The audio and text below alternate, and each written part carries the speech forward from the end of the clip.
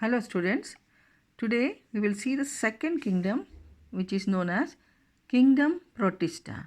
Before this we have seen the first kingdom, Kingdom Monera, in which we have studied about the bacteria. Now we are going to study about again microorganisms, but these are different from bacteria. These are also single celled. Unicellular means single celled only. Okay, now let us see. The kingdom Protista includes eukaryotic organisms that cannot be classified as plants, animals or fungi. So they don't belong to these three type of organisms. Examples include plant-like unicellular organisms like Chlamydomonas. It is called plant-like because it has got the green pigment, and animal-like unicellular organisms Euglena, amoeba, paramecium, because these three can move from one place to another, so we call it as animal-like, which can also be known as protozoans. So we call these organisms as protozoans. They have the following characteristics. First one is they are unicellular microorganisms. So previously also we have seen microorganisms only, very tiny, which can't be seen by our naked eyes, means simply by eyes. And they are also unicellular. These are also unicellular, means made up of, body is made up of only one cell. Now what is the difference? Now these protists are eukaryotic, that means they have a well defined nucleus. Now previously we have seen the bacteria are prokaryotic, these are eukaryotic. Prokaryote means their cells do not contain all the components, we have seen that, but here these cells contain all the components of a cell. A cell means it should have a cell wall, cell membrane, cytoplasm, and in that cytoplasm there is a nucleus. You have seen the nucleus in the previous chapter, we have studied so many cells. Every cell has a nucleus, but in case of bacteria the nucleus is not present, means it doesn't have the nuclear membrane, but all eukaryotic cells have a nucleus with proper nuclear membrane. Okay, so that is the difference between these two. Now they have all the components of the cell. What are the other components of a cell? The cells have the other things like mitochondria or plastids, or you can say Golgi apparatus, which we will study as cell organelles. Okay, the small ones inside, organ-like structures inside the cells. But in case of bacteria, those components are missing. Okay, now see, the first organism is amoeba.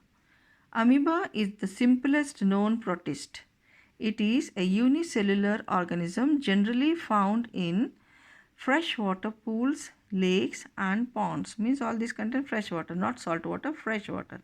It has an irregular shape, means it doesn't have a proper shape, okay, which it keeps changing. Because it has irregular shape, it can keep on changing.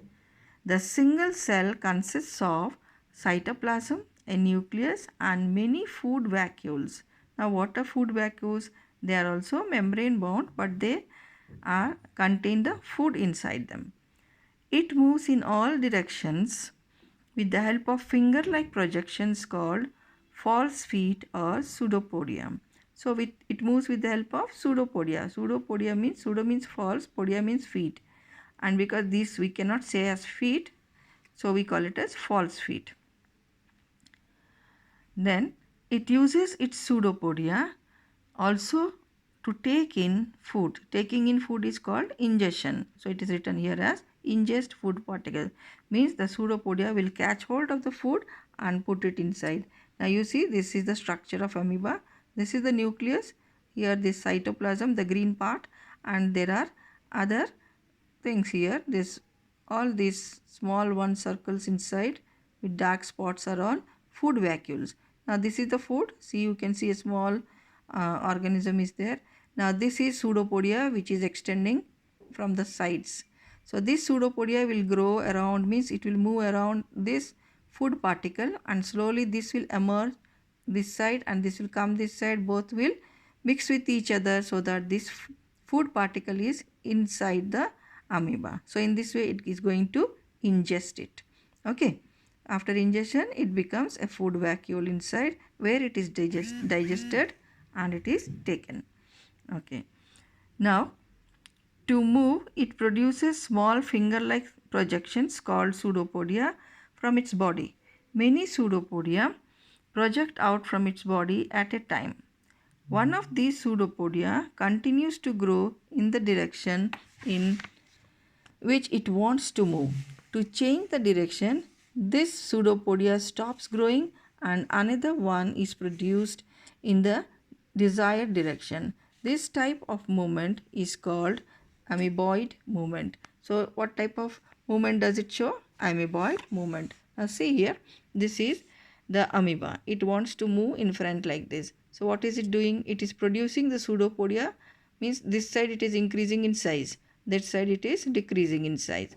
Now slowly what happened? This side has increased and this the end part has decreased, means the cytoplasm is flowing this side and the cell membrane is extending this side and that side it is withdrawing. And slowly what happened?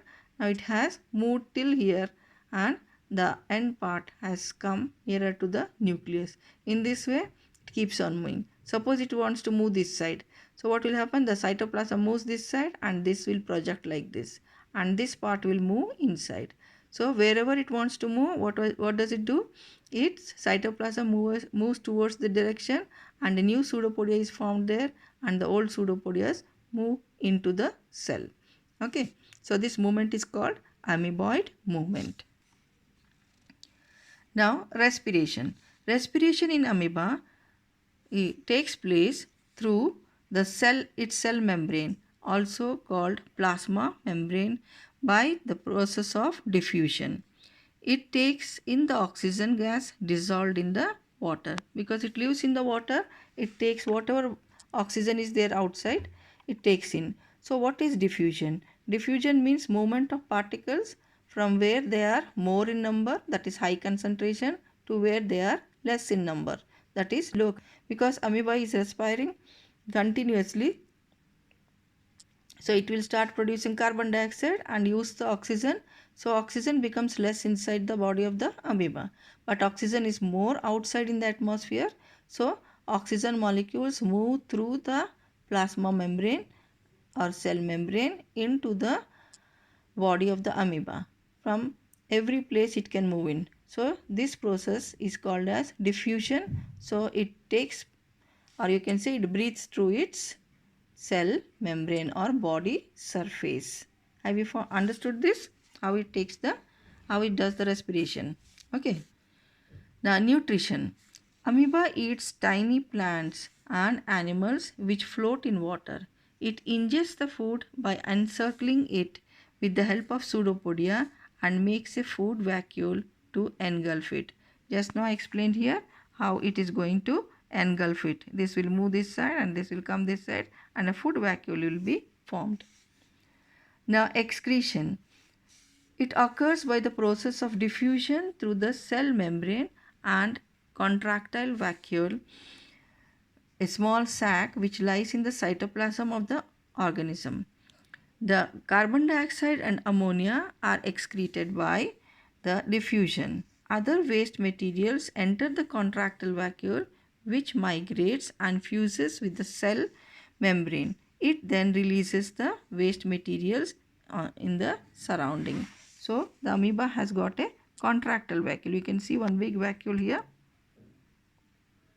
This is the contractile vacuole.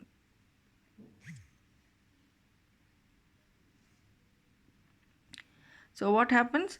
The food.